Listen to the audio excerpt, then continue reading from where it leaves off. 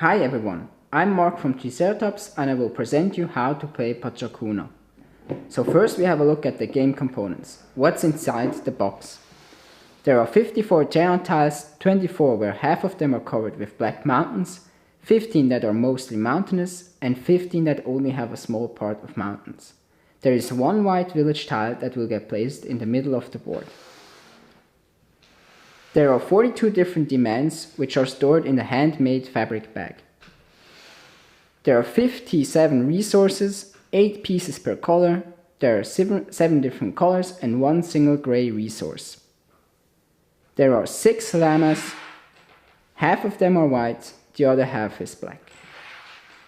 There are 6 frame pieces where each village has a different color. 1 assembly plan, and of course the rulebook.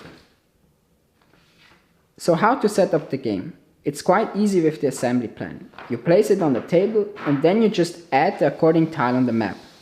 What you can also do is to assemble it without a plan. It's not that difficult as patterns appear several times. For each village, a demand is randomly drawn from the textile bag and put into the corresponding cutout. Demands should never show the color of their village. As an example, the red village never has a demand for red. If such a demand is drawn, it is put back into the textile bag and a new demand is drawn. At the beginning of the game, there must be no white demand on the board. Next to the board, the resources are arranged in color as stockpiles.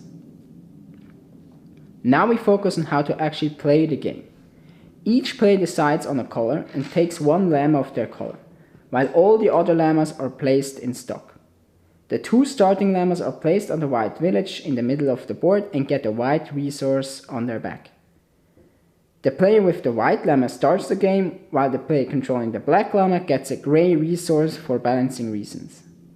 The players take turns, while each turn consists of the following actions which take place one after the other: rotate, moving, trading, and then refilling. But let's have a look at each of the actions in detail.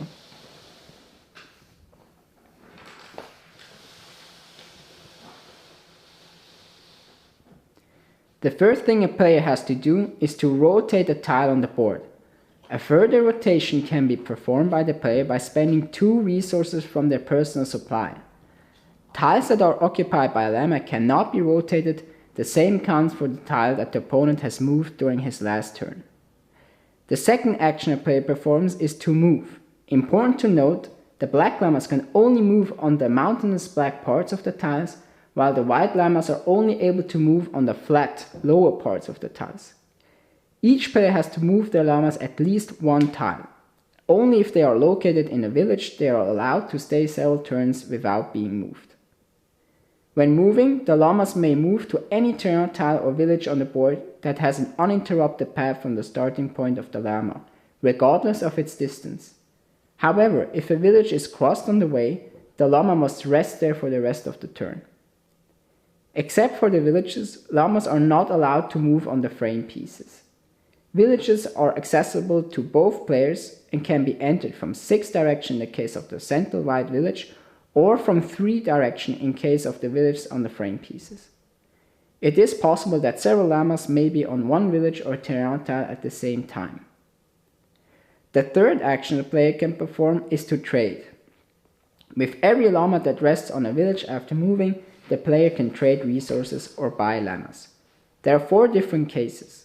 First, if a llama is on a village and has the same color as its resource, it is not able to sell it. For example, you can never sell a blue resource in a blue village. Second, if a llama has a resource which is not shown on the demand of the village, it can sell it, but it receives nothing in return. Third, if a llama has a resource which is shown on the lower, smaller demand flag and sells it, the traded resource is added to the player's personal supply. Fourth, if a llama has a resource that is shown on the upper, larger demand flag, it can sell it and add 2 pieces of the traded resources to the player's personal supply. Each time there has been a trade, the demand of the village gets removed, so a player can only trade once in a village per turn.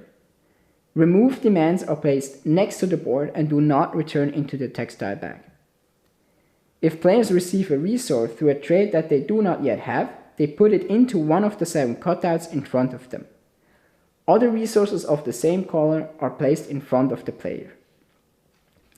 Players' personal supply consists of both the resources they have put into the cutouts and the resources that are placed loosely in front of them. In exchange for 4 resources from their personal supply, a player can buy more llamas of their color. The new llama is placed on the village where it was bought. A player can own a maximum of 3 llamas. The llamas are moved independently.